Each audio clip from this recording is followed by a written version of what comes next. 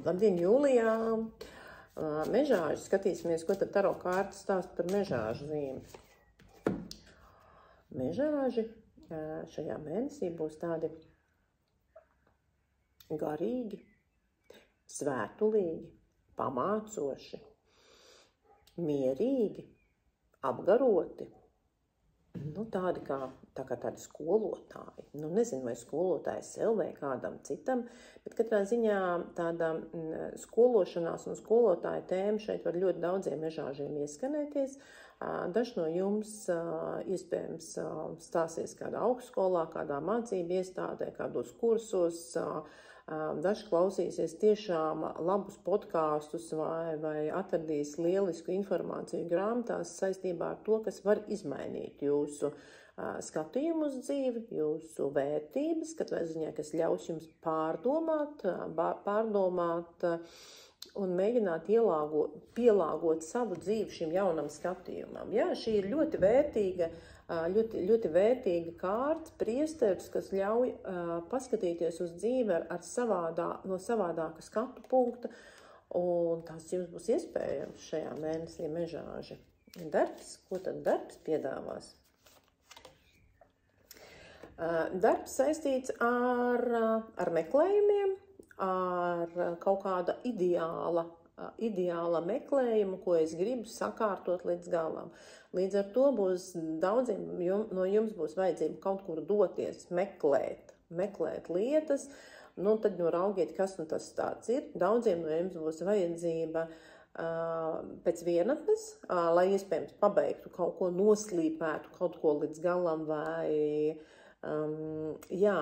atrastu savu taisnību, atrastu to īpašo savu nišu. Katrā ziņā darbošanās pašlaik ir daudz izdevīgākā vienatnē. Klusums, miers, koncentrēšanās, tās ir svarīgas lietas, ar kurām vajadzētu šajā mēnesī darboties. Nebūt emocionālam, nekrist uz emocijām, uz to, kas notiek kolektīvā. Ja jūs jūtat, ka jūs nevarat mierīgi reaģēt uz to, kas notiek jūsu darba vietā, tādā gadījumā arī šī aiziešana, kaut kur norobežošanās, atrašanās ārpus var ļoti, ļoti labi palīdzēt. Tātad kādā veidā vislabāk reaģēt?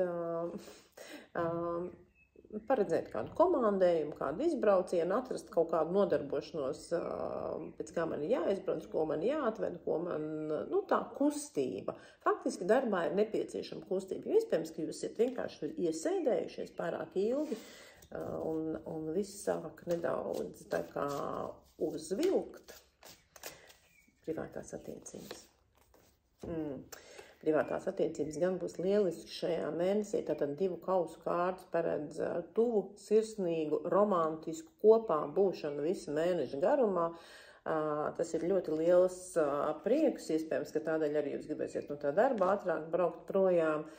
Faktiski šīs 2 kārtas vēsta par attiecību legalizāciju, tātad šīs 2 kārtas var norādīt, ka daļa no mežāžiem vai kāda daļa no mežāžiem mēģinās savas attiecības padarīt oficiāli. Šī ir tāda kā laulību kārts, laulību ceremonija, kāzu ceremonija.